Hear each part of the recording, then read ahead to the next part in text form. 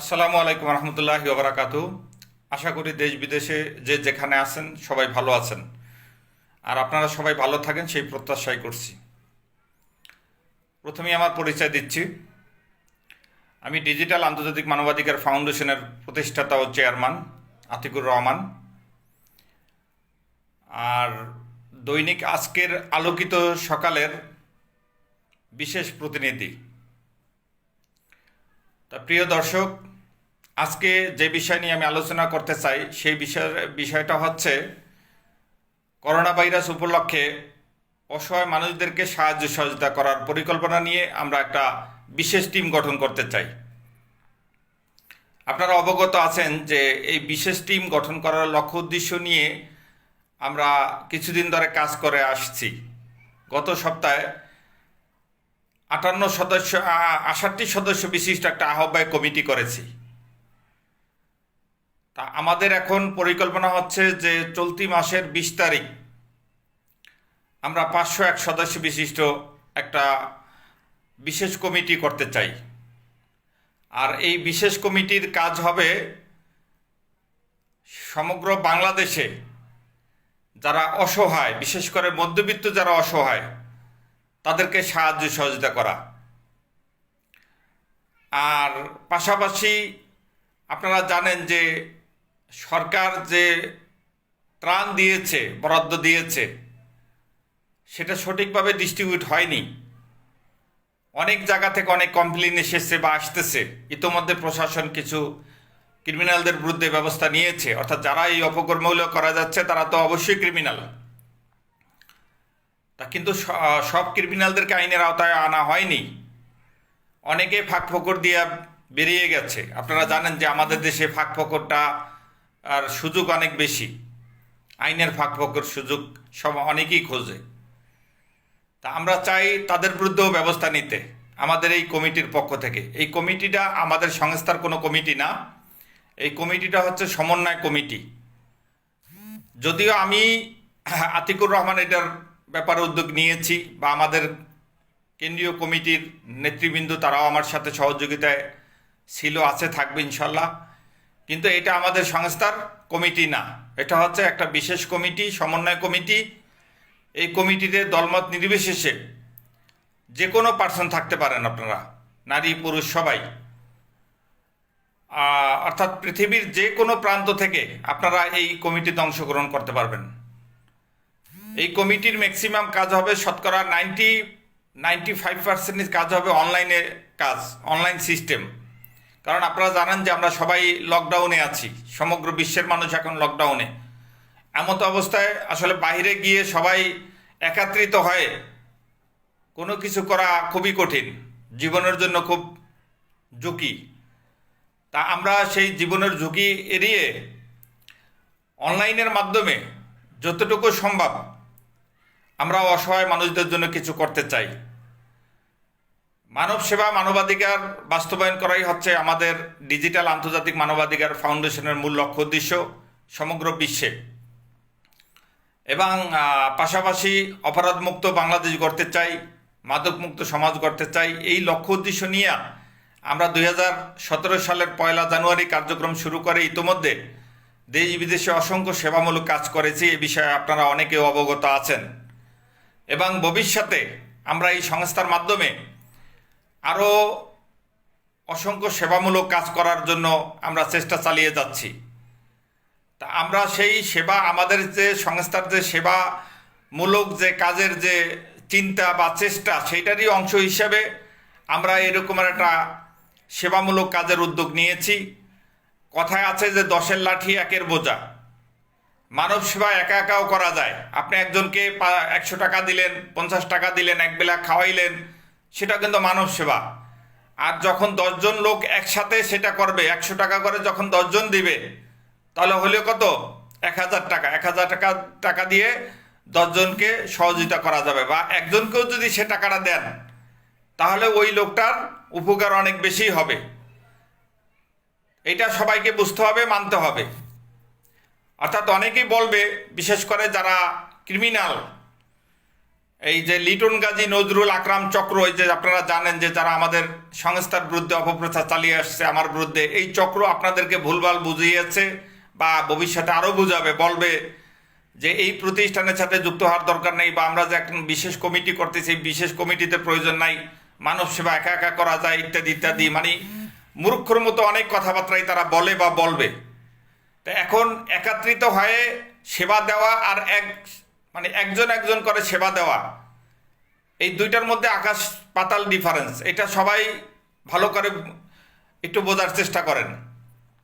যদি একা একাই যদি সব কিছু করা যেত তাহলে প্রতিটা রাষ্ট্রে একটা সরকার থাকতো না, তারপর সেই সরকারের অধীনে অনেকগুলো মন্ত্রী থাকতো না, এমপি থাকতো না, সচিব থাকতো না, মেম্বার চেয়ারম্যান থাকতো না, এগুলো কোনো কিছুর প্রয়োজন ছিল না যদি একা একাই সব কিছু করা যেত। তা সবার সহযোগিতার প্রয়োজন আছে, অর্থাৎ দেশের স্বার্থে, জাতির স্বার্থে, জাতীয় স্বার্থে ঐক্যবদ্ধভাবে আমাদের কাজ করতে হবে, দলমত নির্বিশেষে। এই মুহূর্তে আওয়ামী লীগ, বিএনপি, জাতীয় পার্টি বলতে কোনো কিছু আমি চিনি না, বুঝি না। আমি বুঝি যে আজকে যে আল্লাহর পক্ষ থেকে যে গজব এসেছে, হয়তো আমাদেরই পাপের ফল, যারা আমরা পৃথিবীর মানুষ, যারা পাপ কাজে লিপ্ত হয়েছি, অনেক পাপ করেছি, সেই পাপেরই হয়তো ফলস্বরূপ এরকম একটা গজব আল্লাহ তাআলা নাজিল করেছে। তো এই গজব থেকে মুক্ত হওয়ার জন্য বেশি বেশি ইবাদত করতে হবে, পাশাপাশি আমাদের তো খেয়ে বাঁচতে হবে। তো সেই বাঁচার জন্য কি করতে হবে? ঐক্যবদ্ধভাবে আমাদের একসাথে কাজ করতে হবে, যারা অসহায় তাদেরকে সহযোগিতা করতে হবে।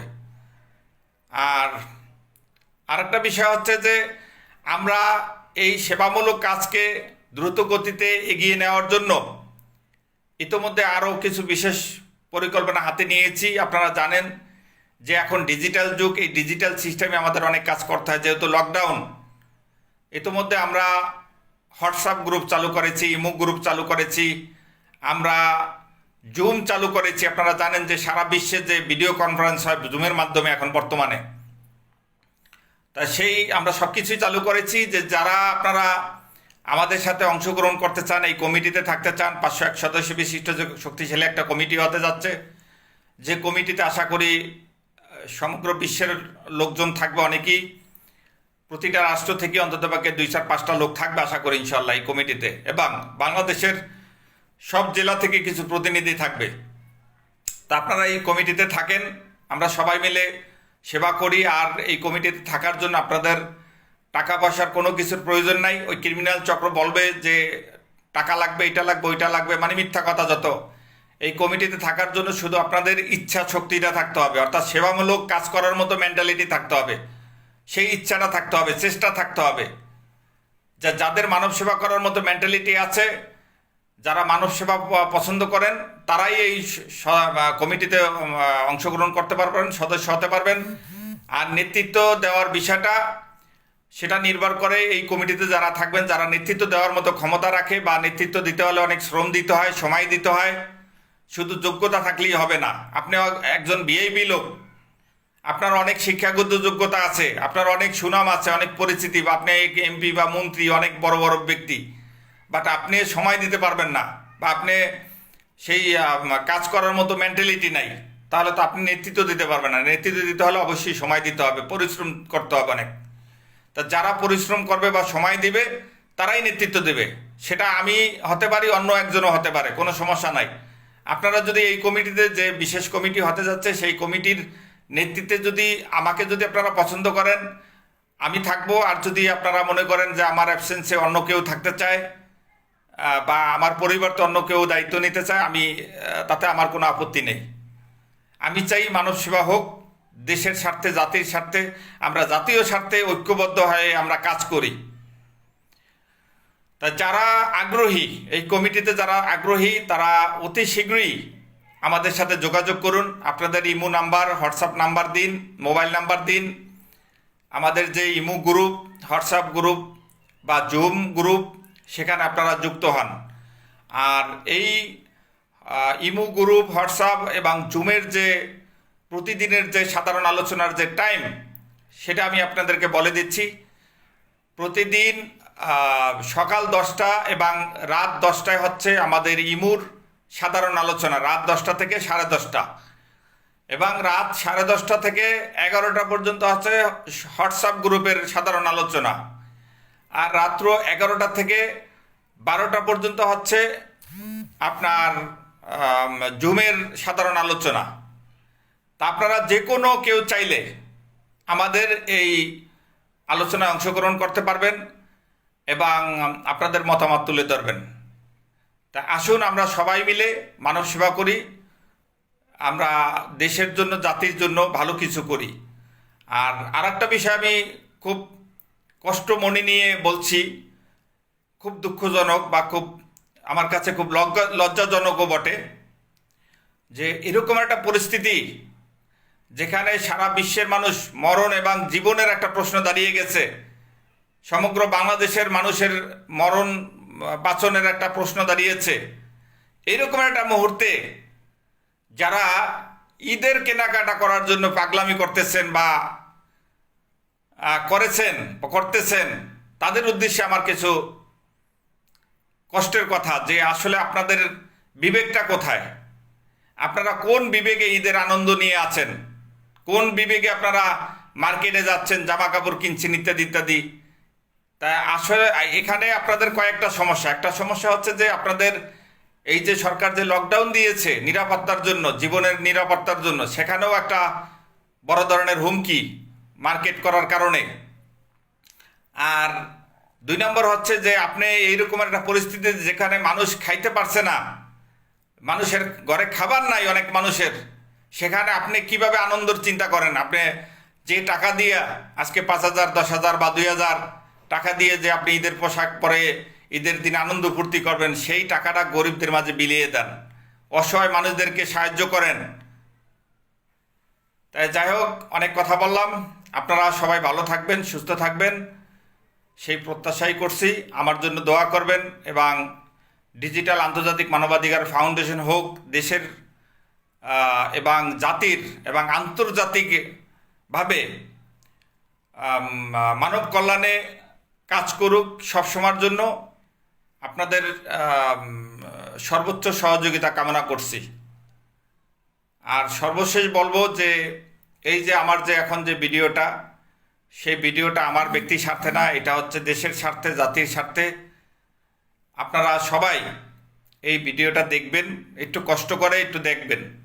এখন তো আপনারা সবাই লকডাউনে আছেন, তাই এই সামান্য সময়টুকু যদি আপনারা না দিতে পারেন, তাহলে আপনারা কিভাবে দেশের জন্য কাজ করবেন, জনগণের জন্য কাজ করবেন, মানব সেবা করবেন? এই ভিডিওটা আপনারা ভালোভাবে দেখবেন এবং এই ভিডিওটা আপনারা ভাইরাল করবেন ইনশাল্লাহ। সবাই শেয়ার করে দেবেন এবং কমেন্টস করে আপনারা মতামত তুলে ধরবেন। তাই লাইক, কমেন্ট, শেয়ার 3টাই করবেন। তাহলে ইনশাল্লাহ সবাই যদি আপনারা লাইক, কমেন্ট, শেয়ার করেন, তাহলে ভিডিওটা ভাইরাল হবে।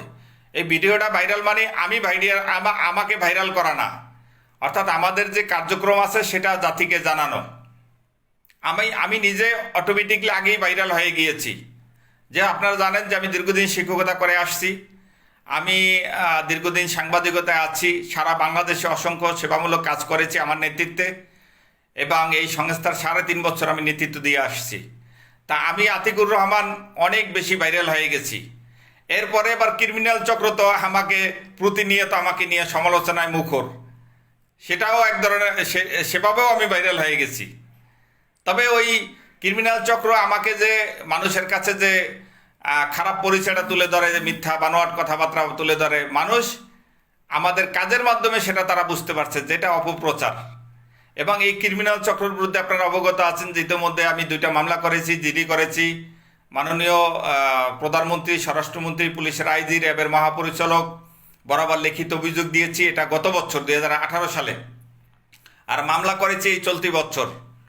এবং এই বছর আবার এই যে মাত্র কিছুদিন আগে, অর্থাৎ গত সপ্তাহানের আগে আমি আবার এই সপ্তাহানের ভিতরে আবার মাননীয় প্রধানমন্ত্রী সহ এবং পুলিশের যে সাইবার ইউনিট এবং পুলিশ প্রধান, স্বরাষ্ট্রমন্ত্রী, পুলিশের আইজি, র্যাবের মহাপরিচালক, এই দপ্তরগুলো সহ সমগ্র বাংলাদেশে যারা প্রশাসনের মূল দায়িত্বে আছে, মোট 37 জন বরাবর আমি লিখিত অভিযোগ দিয়েছি এই চক্রের সব ধরনের অপকর্ম উল্লেখ করে। তা আশা করি ইনশাল্লাহ এদের বিচার বাংলার মাটিতে হবে ইনশাল্লাহ। বিশেষ করে এই লিটন গাজী, নজরুল, আকরাম হোসেন বাদল, আর খলিলুর রহমান, আর হলো আবুল কালাম মাঝি, এই যত অপকর্ম আছে এদের এই অপকর্মের মূল হোতা হচ্ছে এই ক্রিমিনাল চক্র, যারা প্রতিনিয়ত আমার বিরুদ্ধে মিথ্যা বানোয়াট কাল্পনিক কথাবার্তা বলে যাচ্ছে আমাদের সংস্থার নেতৃবৃন্দর বিরুদ্ধে এবং আমাদের সংস্থার বিরুদ্ধে। অর্থাৎ তাদের পরিকল্পনা একটাই, আমাদেরকে ধ্বংস করা, সংস্থাকে ধ্বংস করা। অর্থাৎ তারা মানব সেবার বিপক্ষে, তারা মানবাধিকারের বিপক্ষে অবস্থান করছে। তারা আমাদের এইরকম একটা সেবামূলক প্রতিষ্ঠান প্রতিষ্ঠিত হতে দেবে না। তার মানে তারা যারা মানব সেবার বিপক্ষে, মানবাধিকারের বিপক্ষে, তারা 100% দেশের বিরুদ্ধে, জাতির বিরুদ্ধে। তার মানে তারা মানবতা বিরোধী লোক। এদেরকে আপনাদের চেনার প্রয়োজন আছে। তাদেরকে মোকাবিলা করে আমাদের সামনে এগিয়ে যেতে হবে ইনশাল্লাহ। তা সবাই ভালো থাকবেন, সুস্থ থাকবেন, সেই প্রত্যাশা আজকের মতো এখানেই বিদায় নিচ্ছি। আসসালামু আলাইকুম রহমতুল্লাহি ওয়া বারাকাতুহু।